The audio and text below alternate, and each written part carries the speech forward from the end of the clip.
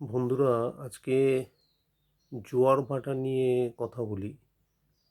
তো আমি অনেককে দেখেছি যে জোয়ারের সময় গঙ্গার জল তুলে নেয়, ভাটার সময় তুলতে চায় না।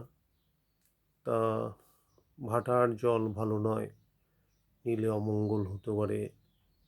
জোয়ারের জল নিলে ভালো। তো আমার মাথায় ঢোকে না, দিনের মধ্যে দুবার জোয়ার, দুবার ভাটা হচ্ছে, তো কোন সময় জলটা ভালো, কোন জোয়ারের জলটা ভালো?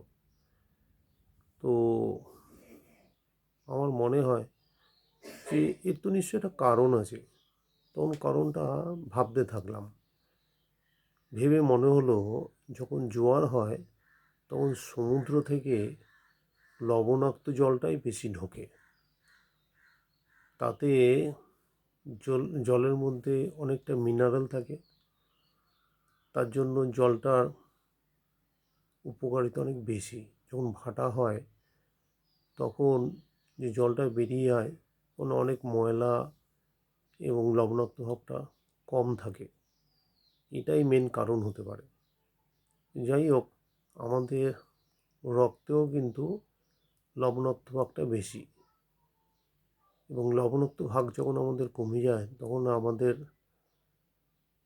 শরীরে এনার্জি কমে যায়।